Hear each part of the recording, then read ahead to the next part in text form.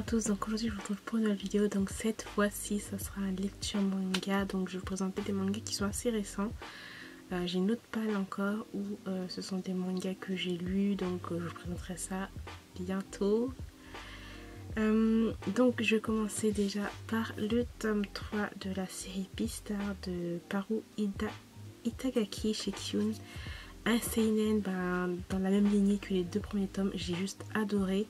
Bon, on n'a toujours pas réglé l'affaire de l'élève qui a été tué, on ne sait pas qui l'a tué.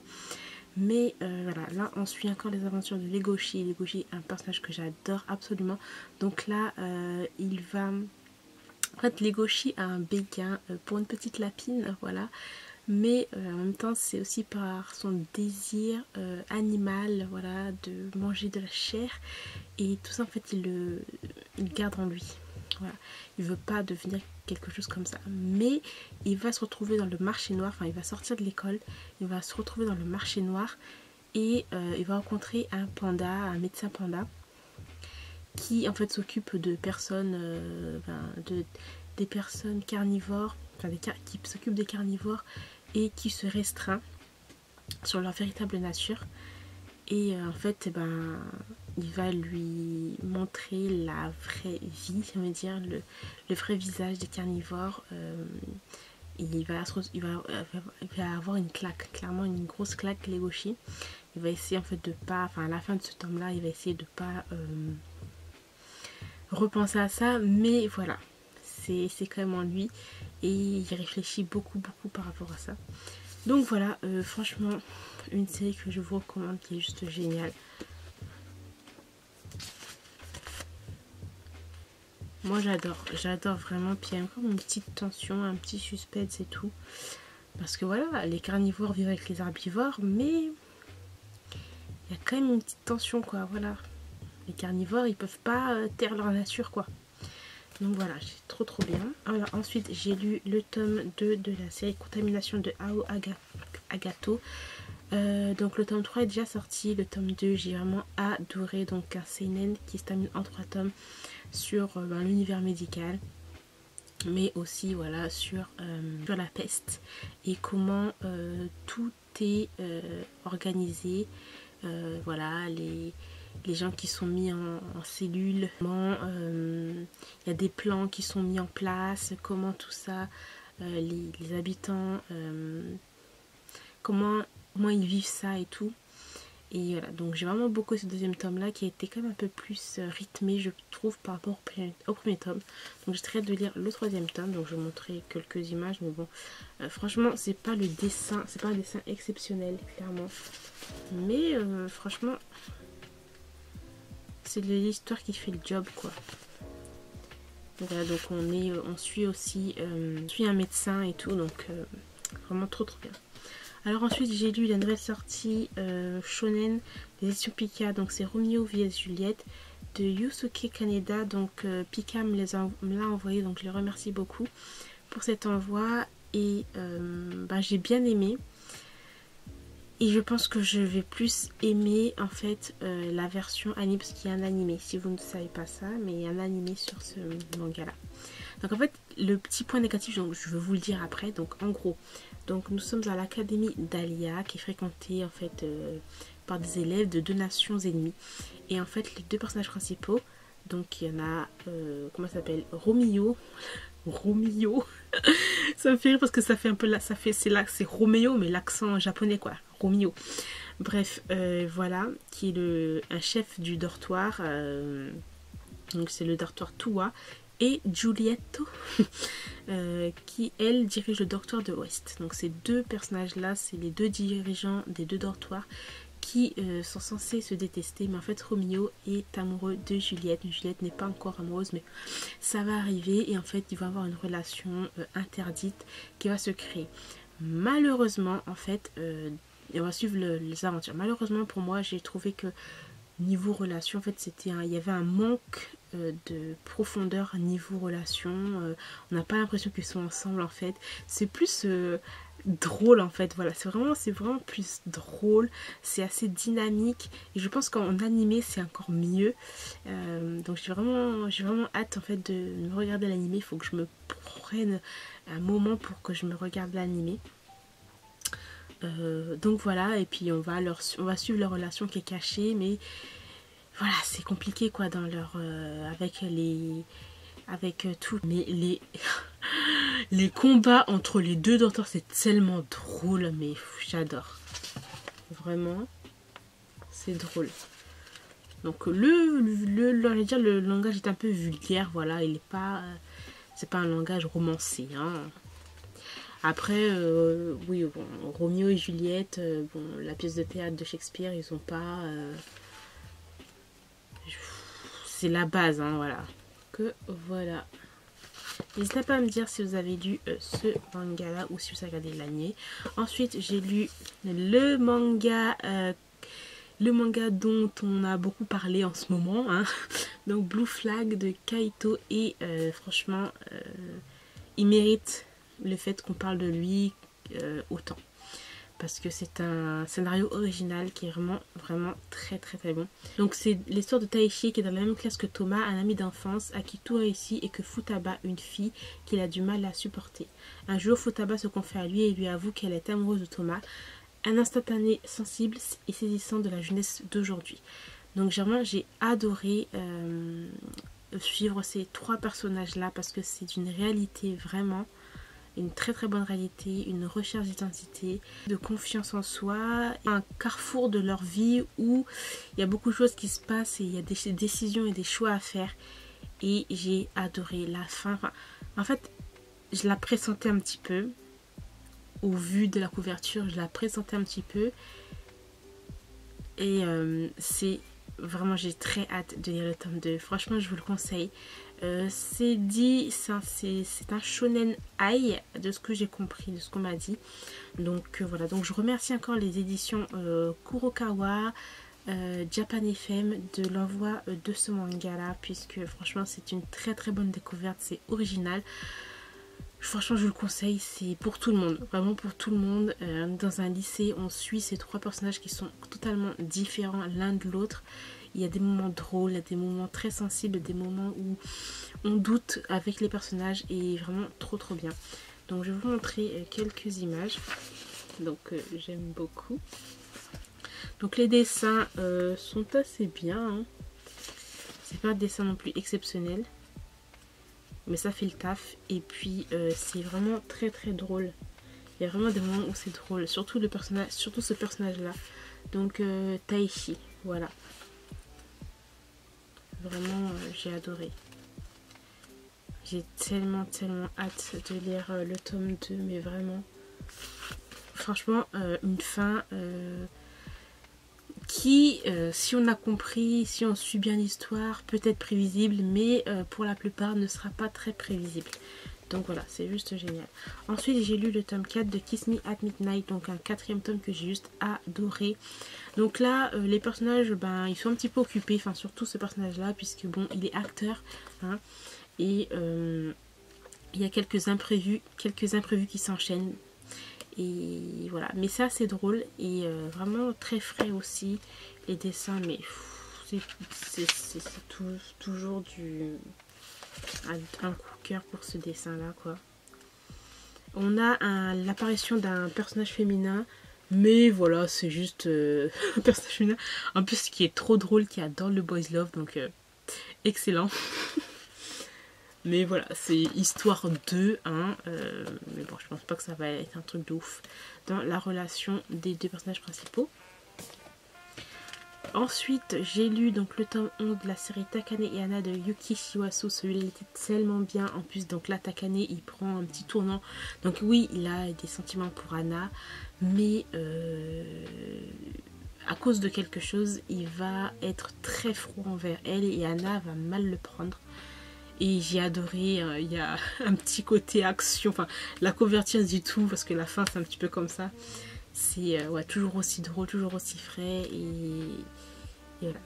J'aime beaucoup, il y a vraiment beaucoup de remises en question aussi de la part des deux personnages, donc c'est cool. Et nous avons un nouveau personnage qui apparaît, voilà, qui est jaloux, qui est jaloux, qui a toujours été jaloux de Takane. Donc, vu son comportement, Takane, je le comprends aussi un petit peu. Mais bon, j'ai très hâte de lire le tome 12 comme d'habitude. Je trouve que les mangas de cette série, les tomes de cette série passent très très vite. Vraiment. Alors ensuite, j'ai lu le tome 3 et le tome 4 de Real Girl de Mao Nanami chez Pika. Je remercie encore Pika pour cet envoi encore une fois. Mais vraiment, merci Pika. Enfin, ils me gâtent, mais vraiment. Donc je les remercie encore pour les envois qu'ils me font. Juste incroyable, hein, voilà. Donc j'ai lu le tome 3 et le tome 4 de Real Girl et ces deux tomes là étaient vraiment trop bien, surtout que en fait les personnages en fait ils ont un petit problème, hein. Voilà, il y a un petit malentendu qui fait que voilà, ils n'ont pas l'habitude d'être en relation et d'avoir des sentiments assez profonds envers d'autres personnes, donc c'est un peu compliqué, mais j'ai adoré cette relation entre un otaku et une bimbo entre guillemets. Mais le personnage féminin est hyper droit, enfin direct, voilà, est hyper direct, c'est tellement drôle, elle sort des phrases comme ça, mais excellent. Et voilà, donc j'ai trop hâte de lire le tome 5. Aussi dans ce tome 4 là, nous avons l'apparition d'un nouveau personnage qui, encore une fois, donc, comme dans les shoujo j'ai envie de dire, vient mettre un peu le trouble dans la discorde et le trouble dans le couple principal. Donc voilà. Ensuite j'ai lu encore une fois, donc là ça va être des envois que Pika m'a envoyé encore une fois. Donc j'ai lu Love Mission Impossible de Emma Toyama. Donc en fait c'est une suite mais un one shot de la série principale Love Mission. Donc qui va vraiment plaire, mais vraiment plaire aux fans de la série. Donc moi en fait je me suis arrêtée à quelques tomes de la série, j'avais lu ça en scan, donc voilà, et j'avais arrêté à quelques tomes, je sais plus, je me suis arrêtée, j'avais bien aimé. Et là franchement c'était hyper drôle puisqu'en fait les personnages maintenant sont au lycée et les personnages sont au lycée, ils sont un peu séparés, enfin ils sont séparés, enfin, je sais pas si c'est ce que je dis ça a spoilé. Et vu qu'ils sont au lycée, ben voilà, il y a un niveau de relation plus intense. Et elle voit ça elle voit ça maintenant dans l'établissement. Et elle veut retranscrire ce qu'elle voit dans le lycée dans ses romans. Et voilà, c'est drôle et tout. Enfin, la fin, elle est trop choupie. J'ai vraiment beaucoup aimé ce one shot. Donc moi je pourrais dire que pour les personnes qui n'ont pas lu Love Mission, pourquoi pas, ça peut aussi vous intéresser, hein. C'est pas mal. Voilà les dessins. Je pense pas, si vous lisez le one shot tout simplement, parce qu'en fait l'auteur remet quelques petites directives, j'ai envie de dire, petites notes de ce qui s'est passé dans la série principale Love Mission. Donc pour ceux qui veulent, vous pouvez lire. De toute façon c'est un one shot, il n'y a pas de suite, donc voilà, c'est plutôt pas mal. Et ensuite j'ai lu, je sais pas si quand je mettrai la vidéo, ça sera sa sortie. Mais en fait au moment où je filme la vidéo, nous sommes le 28 mars et il va sortir le 3 avril. Le tome 4 aussi le 3 avril. Et la nouvelle série de Pika dans leur collection shoujo, donc Too Bad I'm in Love, de Taamo, donc l'auteur qui a fait, comment ça s'appelle, La Maison du Soleil, sortira le 3 avril aussi. Et celui-là j'ai vraiment beaucoup aimé. C'est frais, c'est drôle. On a un personnage qui a un manque de confiance en elle, tout simplement parce qu'en fait elle a une soeur jumelle qui est bien sûr beaucoup plus jolie, beaucoup plus avenante par rapport à elle. Et bon, elle a toujours un manque de confiance. Et au lycée il va y avoir un gars qui va venir vers elle. Elle va comprendre, elle va croire que c'est une blague. Voilà, elle comprend pas, et le gars il vient, et vers elle, il lui pose des questions tout le temps, il est tout le temps là, et elle veut pas en fait, elle trouve qu'en fait elle a trop de malchance, donc elle essaye de pas approfondir cette approche de relation, j'ai envie de dire. Et voilà, donc ce personnage-là, le personnage masculin, ben lui, il clame haut et fort que voilà, il est amoureux d'elle, enfin qu'il aime, mais elle comprend pas. Et donc voilà, donc franchement j'ai vraiment beaucoup aimé, il y a des situations vraiment très très drôles, mais des situations très drôles. Après bon, c'est pour un public assez jeune, j'ai envie de dire, hein, c'est pas non plus... j'ai envie de dire... bon après, moi je suis adulte, hein, j'adore les trucs comme ça, mais bon... Juste pour vous dire qu'il y a quelques clichés bien sûr, comme d'habitude dans les shoujo. Par contre, le point négatif que je dirais dans ce manga-là, dans ce premier tome-là, j'ai noté plusieurs redondances, voilà, plusieurs répétitions de certains mots. Et bon, ça m'a saoulé en fait, clairement ça m'a saoulé de relire à chaque fois ce mot-là, ou c'était ces expressions-là, donc... j'ai trouvé ça dommage, donc bon. Alors, je vous montre les dessins. Les dessins sont choupis, hein. De toute façon, pour ceux qui ont lu La Maison du Soleil, vous connaissez. Bon, après, le gars, je le trouve pas si beau que ça, hein. Il y en a d'autres qui ont été clairement beaucoup plus beaux. Donc, voilà. Quand on enlève la couverture, toc. En tout cas, la couverture, c'est tellement joli. En rose. Donc voilà. Alors ensuite pour terminer, donc j'ai lu le tome, en fait c'est le premier tome de la série de Renbun Ike Bino Isu. Moi j'ai commencé avec le deuxième tome, bref, hein. Mais bon c'est grave, il faut un commencement, parce que bien sûr nous n'avons pas il n'y a pas marqué tome 1 dessus, donc on ne sait pas. Donc si vous voulez commencer la série Bino Kyojin, voilà, faut commencer par Bino Isu qui est le premier tome. Voilà. Et j'ai bien aimé, en fait c'est la rencontre de ces deux personnages là. Comment par la suite en fait ils sont devenus alliés dans ce clan de Yakuza. Comment ça se fait que ce personnage-ci est devenu en fait son secrétaire, on va dire, quelque chose comme ça, dans ce clan de Yakuza. Donc franchement j'ai vraiment beaucoup aimé. J'ai les dessins toujours aussi beaux. Donc, par contre pour public averti, parce que nous avons bien sûr des scènes de non-consentement, des scènes de violence. Voilà, moi je le dis, comme ça vous savez. Par contre, t'es fou, le fait que vous mettez libre, là, non, moi je suis pas d'accord, libre, c'est quand même pour tout le monde, pas pour tout le monde, hein. Donc dans tous les cas, faut lire, si vous voulez lire si vous voulez lire la série Bino Kyojin de Renbun Ike, donc il faut commencer par Bino Isu, ensuite Bino Kyojin et Bino Kyojin Smoke, Bino Kyojin Exile, Bino Kyojin je sais pas quoi. Voilà, j'ai terminé pour cette lecture manga, j'espère qu'il vous aura plu. J'ai essayé d'aller rapidement, mais je pense pas que ça va être rapide, ça va être une vidéo de peut-être 14 minutes. Enfin bref, mais j'espère que ça vous aura plu. Je vous remercie de l'avoir regardé jusqu'au bout et je vous dis à très bientôt. Bye.